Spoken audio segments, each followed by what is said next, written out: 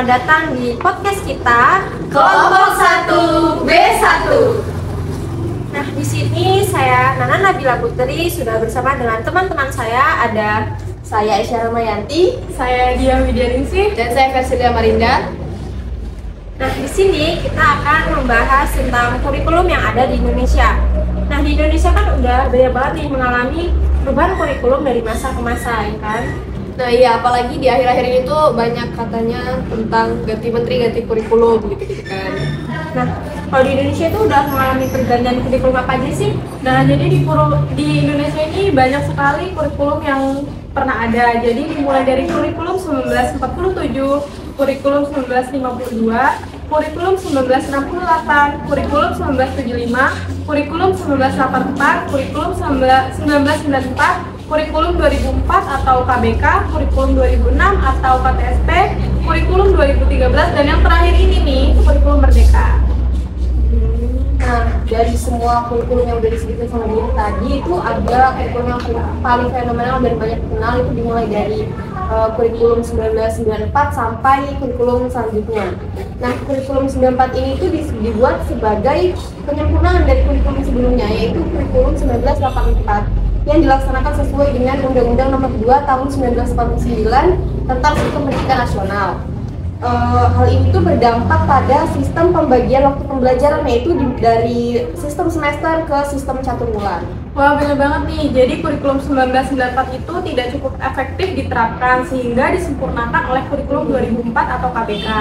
Nah, lahirnya kurikulum ini itu didasari oleh perubahan era pemerintahan dari era Orde Baru menjadi era reformasi. Hal ini diawali dengan kebijakan pemerintah dalam pemerintahan daerah atau dikenal dengan otonomi daerah, di mana terdapat Undang-Undang Nomor 22 Tahun 1999. Munculnya kebijakan pemerintah tersebut didorong oleh perubahan dan tuntutan kebutuhan masyarakat dalam dimensi globalisasi yang ditandai dengan munculnya ilmu pengetahuan dan teknologi yang sangat pesat, sehingga kehidupan penuh persaingan dari segi apapun. Nah, dari alasan tersebut, maka terjadi pula reformasi di bidang pendidikan yang salah satu hasilnya adalah dirancangnya kurikulum baru, yaitu kurikulum berbasis kompetensi oleh Departemen Pendidikan yang diberlakukannya pada tahun 2004. Nah, tetapi nih, kurikulum 2004 tuh kurang cukup efektif untuk meningkatkan mutu pendidikan sehingga terbit lagi itu kurikulum baru. Ya benar, setelah kurikulum 2004 kan terdapat kurikulum baru 2006 atau yang biasa disebut dengan KTSP kan? Nah, itu gimana sih awal mulanya? KTSP itu kan dibuat dari perbaikan yang kurikulum sebelumnya 2004. Jadi kurikulum KTSP ini, nah dia tuh bersifat desentralistik kan. Nah jadi karena aturannya itu yang dirancang dan ditetapkan oleh pemerintah diserahkan kembali kepada daerah dan sekolahnya masing-masing untuk dikembangkan. Tapi dengan kebebasan seperti itu harus tetap mengacu pada standar nasional pendidikan yang telah ditetapkan oleh Badan Standar Nasional Pendidikan. Oh gitu ya. Kemudian tuh ada namanya kurikulum 2013 kan.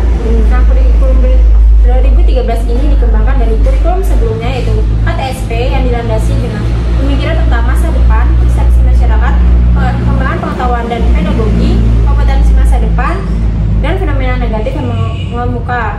Kurikulum ini merupakan kurikulum tetap yang diterapkan oleh pemerintah untuk menggantikan kurikulum KTSP yang telah berlaku kurang lebih selama 6 tahun. Namun kurikulum 2013 ini masih sempat menuai pro dan kontra. Ya benar banget, terutama karena adanya pandemi pada saat itu yang menyebabkan Kemendikbud itu memutuskan untuk mengeluarkan kurikulum baru, yaitu kurikulum Merdeka. Nah, kurikulum ini itu dirancang sebagai upaya dari perbaikan mengatasi krisis belajar yang telah lama kita hadapi ini. Krisis belajar itu ditandai dengan lemahnya kemampuan peserta didik, terutama dalam bidang-bidang yang mendasar seperti literasi membaca seperti itu. Nah, di Indonesia ini kan udah banyak kan ganti kurikulum. Apa aja sih kebijakan yang berlaku di dalam masing-masing kurikulum tersebut? Nah, kalau di kurikulum 94 ini terdapat kebijakan, yaitu sistem kurikulum untuk seluruh siswa yang ada di Indonesia.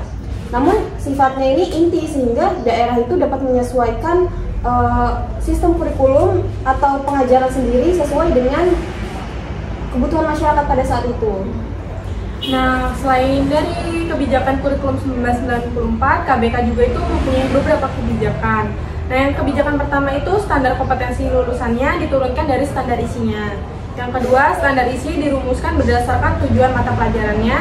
Yang ketiga, pemisahan antara mata pelajaran pembentuk pengetahuan atau yang biasa kita sebut dengan kognitif, pembentuk sikap afektif, dan pembentuk keterampilan psikomotor. Yang keempat, kompetensi ini diturunkan dari mata pelajarannya. Yang kelima, mata pelajaran lepas satu dengan yang lainnya atau seperti sekumpulan mata pelajaran yang terpisah. Iya, kalau kurikulum 2006 atau KTSP itu juga kan dia menjamin kalau kurikulum 2006 atau KTSP itu kan dia dirancang tadi kan pemerintah tuh diserahkan kembali kepada daerahnya masing-masing, tapi harus mengacu pada standar nasional tadi. Nah, standarnya itu ada standar isi, proses, kompetensi lulusan, tenaga pendidik dan kependidikan, sarana prasarana, pengelolaan, pembiayaan, dan standar penilaian pendidikan. Oh, jadi gitu ya. Jadi setiap kurikulum itu ada perbedaan dari kebijakannya. Kalau kebijakan dari kurikulum 2013 sendiri didasarkan pada tantangan internal dan eksternal yang dihadapi oleh bangsa Indonesia adalah rangka menyiapkan generasi yang produktif, kreatif, inovatif, dan afektif. Nah, kebijakan kurikulum 2013 ini dimaksudkan untuk menyempurnakan berbagai kekurangan yang ada pada kurikulum sebelumnya. Nah, kurikulum 2013 disusun dengan mengembangkan dan memperkuat sikap pengetahuan dan keterampilan secara seimbang. Kebijakan kurikulum 2013 ini merupakan usaha pemantapan pelaksanaan sistem pendidikan nasional dan salah satu kebijakannya berbunyi untuk penyempurnaan kurikulum pendidikan dasar dan menengah serta pembelajaran. Itu tadi kan dari kebijakan kurikulum sebelumnya. Nah, ini kan ada yang baru nih, Merdeka juga memiliki kebijakan. Nah, itu ada standar kompetensi lulusan itu merupakan kriteria minimal tentang kesatuan sikap keterampilan dan pengetahuannya yang menunjukkan capaian kemampuan peserta didik dari hasil pembelajaran pada akhir jenjang semester jenjang pendidikan. Kemudian standar isi dikembangkan melalui perumusan ruang lingkup materi yang sesuai dengan kompetensi lulusan. Nah, ada 3 opsi kurikulum yang dapat digunakan di satuan pendidikan dalam rangka pemulihan pembelajaran serta struktur kurikulum merdeka. Aturannya terkait pembelajaran dan asesmen serta beban kerja guru. Nah, teman-teman, berarti kan setiap kurikulum itu mempunyai kebijakan yang berbeda-beda nih. Nah, sekarang di sini ciri khas apa nih yang paling menonjol dari setiap kurikulumnya? Gimana Aisyah dari kurikulum 1994? Kalau dari kurikulum 94 sendiri itu ada beberapa poin, yaitu pembagian tahapan pembelajarannya itu dengan menggunakan sistem satuan, kemudian pembelajaran itu sistemnya ditentukan oleh pusat, pembelajarannya berpusat pada guru, kemudian evaluasi dan sistem penilaiannya itu hanya mengedepankan pada kemampuan kognitif anak saja. Kemudian pembelajaran sekolahnya itu berorientasi pada materi isi atau sehingga pembelajaran itu cukup padat dan menyulitkan. Jadi itu tadi kan ciri khas dari kurikulum 1994. Kalau di kurikulum 2004 itu terdapat ciri khas yang pertama itu menekankan kompetensi siswa, bukan tuntasnya materi kurikulum. Nah, materi kurikulum ini dapat diperluas, diperdalam, dan disesuaikan dengan potensi peserta didik itu sendiri. Yang kedua, orientasi pada proses dan hasil. Yang ketiga, pendekatan dan metode yang digunakan itu sangat beragam dan bersifat kontekstual. Yang keempat, guru itu bukan satu-satunya sumber ilmu pengetahuan, jadi peserta didik itu dapat belajar dari apa aja. Yang kelima, buku pelajaran itu bukan satu-satunya sumber belajar, jadi peserta didik itu bisa nyari materi-materi pelajaran dari YouTube atau yang lainnya. Kalau KTSP sendiri sih dilihat dari bagaimana cara sekolah dan satuan pendidikannya itu dapat mengoptimalkan kerjanya, proses pembelajarannya, pengelolaan sumber belajar, profesionalisme tenaga pendidikan, serta sistem penilaian yang ada meliputi pemberian otonomi luas kepada sekolah dan satuan pendidikan yang diserahkan secara penuh itu tadi, terus partisipasi masyarakat dan orang tuanya juga yang berperan tinggi. Nah, yang ketiga ada kepemimpinan yang demokratis dan profesional, serta tim kerja yang kompak dan transparan. Jadi kalau misalnya di kurikulum 2013 ini agak sedikit berbeda. Kurikulum 2013 ini ciri khasnya dia lebih menekankan pada pengembangan sikap, pengetahuan, dan keterampilan peserta didik serta penerapannya dalam berbagai situasi di sekolah maupun di masyarakat. Kalau untuk ciri khas kurikulum merdeka kayak mana? Kalau kurikulum merdeka ini ada 3 poin yang menjadi ciri khas dia, yaitu berbasis proyek dan karakter, kemudian fokusnya pada materi-materi esensial atau yang inti-inti dan mendasar saja. Kemudian adanya fleksibilitas bagi guru dan siswa. Selain tadi ciri khasnya, kita juga kan setiap kurikulumnya itu kan pasti memiliki struktur masing-masing kan. Ya. Nah, struktur dari kurikulum 94 itu gimana ya? Kalau 94 itu materi pembelajarannya itu sama sebenarnya kayak PKN, pendidikan agama, bahasa Indonesia, IPA, IPS, matematika, pendidikan seni, PJOK. Kemudian ada beberapa mata pelajaran muatan lokal dan bahasa Inggris. Jadi selain 1994, 2004 juga memiliki struktur. Ada 4 ya. Yang pertama itu kurikulum dan hasil belajar atau biasa kita sebut KHB. Yang kedua penilaiannya berbasis kelas atau PBK. Yang ketiga kegiatan belajar mengajar atau KBM. Dan yang terakhir itu pengelolaan kurikulum berbasis sekolah atau PKBS. Gimana nih kalau 2006 strukturnya? Kalau struktur KTSP kan 2006 itu hampir sama dengan kurikulum 94. Itu bedanya di KTSP ini ada mata pelajaran baru yaitu teknologi informasi dan komunikasi atau lebih sering kita kenal itu TIK kan. Nah, selain itu juga muatan lokalnya beda sama yang 94 tadi itu. Kalau 94 tadi ada bahasa Inggris saja kan. Nah, kalau yang ini ada bahasa daerahnya juga. Kalau K13 gimana? Kalau untuk struktur kurikulum 2013 ini dia terdiri dari 5 komponen utama, yaitu ada tujuan, materi, strategi pembelajaran, organisasi kurikulum, dan evaluasi. Kalau untuk struktur kurikulum Merdeka ada apa aja sih? Nah, kalau Merdeka itu struktur kurikulumnya didasari oleh 3 hal. Yang pertama berbasis kompetensi, yang kedua pembelajaran yang fleksibel, dan yang ketiga karakter Pancasila. Di antara kurikulum tadi ada nggak sih keterkaitannya dengan kebutuhan kemampuan abad 21? Nah, kalau dari kurikulum 1994 ini belum menyesuaikan dengan kebutuhan abad 21 karena di 94 itu masih termasuk ke dalam abad ke-20. Jadi yang menyesuaikan dengan abad 20 itu juga belum ada kebutuhan abad 21-nya. Saya setuju banget dengan Aisyah. Jadi kurikulum 2004 juga belum menerapkan kemampuan abad 21. Ya, 2006 juga yang TSP itu masih di abad 20 kan, jadi belum ada kemampuan abad 21. Oh, ternyata kemampuan abad 21 ini belum terjadi di bawah kurikulum 2013 ya. Kalau di kurikulum 2013 itu terdapat kebutuhan kemampuan abad 21 yang diintegrasikan dengan penguatan pendidikan karakter dan literasi dasar. Nah, penguatan pendidikan karakter ini diantaranya ada iman dan takwa, cinta tanah air, rasa ingin tahu, inisiatif, gigih, kemampuan beradaptasi, kepemimpinan, kesadaran sosial dan budaya. Ya, benar banget ya. Jadi selain di kurikulum 2013, kurikulum Merdeka juga ada kemampuan abad 21 yang harus dimiliki oleh setiap peserta didiknya, yaitu atau yang biasa kita sebut dengan 4C. Yang pertama critical thinking, communication, collaboration, dan creativity. Oh iya, kan kalau kurikulum 13 tadi ada 4C ya. Nah, kalau di kurikulum 1994 ini masih berpusat pada guru atau teacher oriented. Mahasiswa itu belum terlibat aktif, jadi hanya menerima materi dari guru saja. Ya, pada kurikulum 2004 juga atau yang kita sebut dengan KBK juga masih menggunakan metode student center learning. Tapi pada kurikulum ini siswa sudah dituntut aktif, tetapi pembelajarannya masih berpusat pada gurunya. Ya, sama ATSP juga sih, masih berpusat pada guru, masih menggunakan metode ceramah, jadi lebih banyak guru yang aktif ya, bukan siswa. Oke, jadi sebelum kurikulum 13 pembelajaran masih pada berpusat pada guru ya, atau teacher center. Kalau di kurikulum 2013 ini udah beda. Dia lebih mengarahkan pada pembelajaran yang berpusat pada siswa atau student center learning. Nah, dalam pembelajaran siswa sebagai subjek belajar dan guru itu cuma sebagai fasilitator dan salah satu sumber belajar bagi siswanya. Kemudian kurikulum 13 ini juga sangat cocok untuk menggunakan metode active learning. Karena visi pada active learning hampir sama dengan tujuan dari kurikulum 2013. Selain itu juga active learning ini bisa menanggulangi siswa yang pasif saat pembelajaran.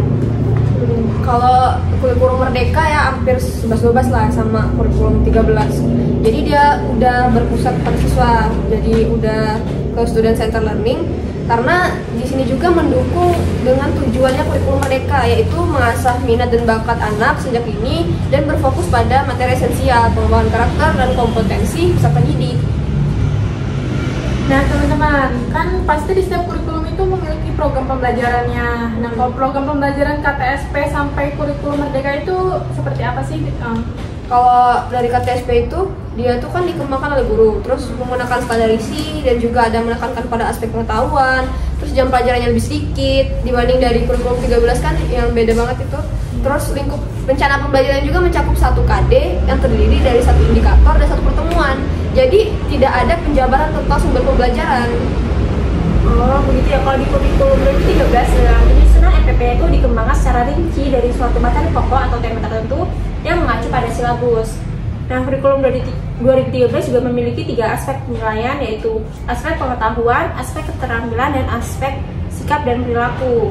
Untuk kegiatan pembelajaran di kurikulum 2013 ini meliputi kegiatan belajar mengamati, menanya, mengumpulkan informasi, mengasosiasi atau menganalisis, dan mengkomunikasikan apa yang sudah ditemukannya dalam kegiatan analisis. Nah, jadi kan program pembelajaran KTSP dan kurikulum 2013 itu tentunya berbeda dengan kurikulum merdeka. Nah, kalau program pembelajaran dari kurikulum merdeka itu sendiri seperti apa? Kalau untuk kurikulum merdeka itu sudah tidak ada RPP ya. Kan kalau di kurikulum sebelumnya pakainya RPP ya. Kalau di kurikulum merdeka ini dia lebih dikenal dengan modul ajar.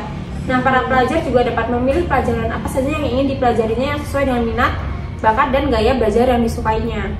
Nah, untuk penilaian pada kurikulum merdeka ini terdiri dari penilaian formatif dan penilaian sumatif. Untuk kurikulum merdeka juga mencakup 3 tipe kegiatan pembelajaran. Yang pertama ada pembelajaran intrakurikuler, yang kedua pembelajaran kurikuler, dan yang terakhir pembelajaran ekstrakurikuler. Nah, dari tadi kan kita udah membahas berbagai penjelasan dari kurikulum dari 1994 sampai ke kurikulum merdeka yang baru-baru ini nih. Nah, pasti dalam setiap penerapan setiap kurikulum itu tuh punya kendalanya kan? Iya, karena pasti ada permasalahan dari setiap kurikulum yang sehingga menyebabkan adanya kurikulum baru. Nah, kalau dari kurikulum 1994 ini ada permasalahan yang muncul akibat dari kecenderungan kepada pendekatan pembelajaran yang hanya Pada penguasaan materi Iya. aja gitu ya. pendekatan pada penguasaan materi aja ya gitu. Dan ada beberapa masalahnya itu kayak beban belajar siswa itu terlalu berat karena tadi banyaknya mata pelajaran yang harus dikuasai, kemudian pelajarannya terlalu sukar, kurang relevan, terus juga kurang diterapkan dalam kehidupan sehari-hari anak-anak. Kemudian proses pembelajarannya itu masih klasik banget, yang tadi masih berorientasi pada guru. Kemudian evaluasi pembelajarannya hanya menekankan pada kemampuan kognitif, tidak memperdulikan kemampuan afektif dan psikomotor anak juga. Kalau di kurikulum 2004 itu juga terdapat permasalahan di dalam penerapannya. Misalnya banyak guru yang belum ikut sosialisasi atau diklat, dan yang kedua guru masih menggunakan paradigma lama, yaitu masih pembelajarannya berpusat pada gurunya itu saja, jadi siswanya tidak terlibat aktif. Yang ketiga, kompetensi dan kapasitas sumber daya manusianya itu sangat terbatas. Yang keempat, siswa per kelas atau rombongan belajarnya terlalu banyak. Yang kelima, buku penunjang untuk guru dan siswa belum tersedia sepenuhnya. Yang keenam, sistem penilaian yang masih berubah-ubah. Dan yang terakhir, fasilitas pendidikan, sarana, media, dan alat peraga belum memadai. Sebenarnya hampir sama-sama sih permasalahannya. Di KTSP juga tuh kendalanya tuh di fasilitas lah ya, itu utama.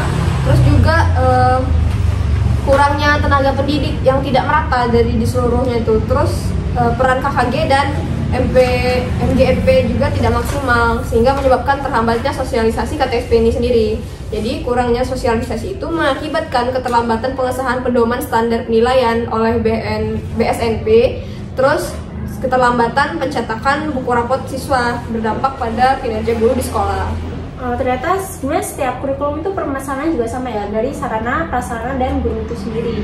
Nah, untuk permasalahan yang muncul pada kurikulum 2013 berupa yang pertama ada perencanaan pembelajaran yang membingungkan. Jadi guru itu nggak ada buku pegangan gitu loh untuk membuat silabus gitu, sehingga guru itu kesulitan. Kemudian yang kedua ada sistem penilaian terlalu rumit. Kan kalau kurikulum 2013 itu guru harus melakukan 3 set penilaian terhadap siswa yang terdiri dari penilaian sikap, penilaian kognitif, dan penilaian keterampilan. Nah, yang kemudian yang ketiga itu sarana yang belum memadai dan merata. Nah, kalau kurikulum Merdeka sendiri tuh gimana? Ini kendalanya apa aja?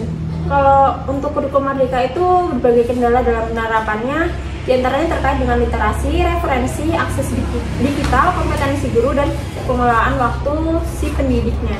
Nah teman-teman, ternyata setiap kurikulum ini mempunyai kendalanya masing-masing ya. Dan sebelum kita mengakhiri podcast kali ini nih Akhir ya. Menurut teman-teman semua nih, opini kalian sendiri, kurikulum seperti apa yang cocok diterapkan di era pembelajaran sekarang ini? Gimana Aisyah dulu? Kalau menurut saya sendiri itu kurikulum yang paling cocok diterapkan pada era globalisasi ini yaitu adalah kurikulum 2013. Kenapa? Karena K13 itu dirancang sudah menyesuaikan dengan kebutuhan abad 21. Tadi udah ada 4C-nya juga ya kan.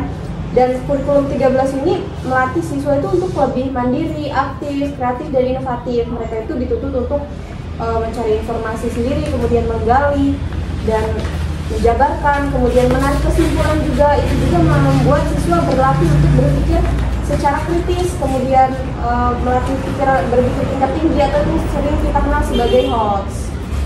Kalau saya tim kontranya ya, jadi menurut saya kurikulum yang efektif nih untuk pembelajaran sekarang ini tuh kurikulum Merdeka. Karena apa? Karena kurikulum Merdeka sendiri itu dirancang untuk mengejar ketertinggalan pembelajaran yang akibat pandemi kemarin ini. Kan udah lama banget tuh pandemi. Nah, kurikulum Merdeka ini dibuat tujuan agar pendidikan di Indonesia itu bisa maju seperti negara-negara maju lainnya, yang dimana siswanya diberi kebebasan dalam memilih yang diminati dalam sebuah pembelajarannya. Kurikulum Merdeka juga ini lebih sederhana dan mendalam karena kurikulum ini akan fokus pada materi yang esensial dan pengembangan kompetensi peserta didik pada fasenya. Kurikulum Merdeka juga itu lebih relevan dan interaktif, di mana pembelajaran melalui kegiatan proyek yang akan memberikan kesempatan yang lebih luas kepada peserta didiknya untuk mengeksplor materi pembelajaran mengenai isu-isu yang aktual. Nah, kurikulum Merdeka ini memberikan fasilitas dan pengajaran yang sesuai kebutuhan untuk mencetak pelajar Pancasila yang mampu bersaing di masa depan.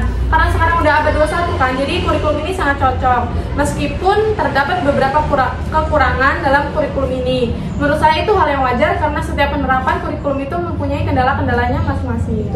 Kalau saya masih berpihak kepada kurikulum 2013 ya, karena Merdeka tuh belum menerapkan semua di pihak di seluruh Indonesia, dan juga gurunya juga belum terlalu memahami. Jadi ada bukti.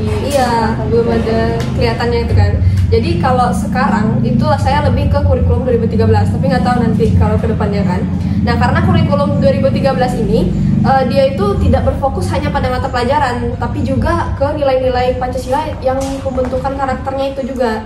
Nah, jadi fokus tujuannya itu jelas, selain membuat siswa-siswa itu pintar, tapi juga bermoral dan berkarakter sesuai dengan nilai-nilai Pancasila. Jadi siswa di sini diarahkan untuk bisa eksplor lebih banyak dan tentang dirinya, sehingga bisa mengembangkan minat dan bakat peserta didik juga.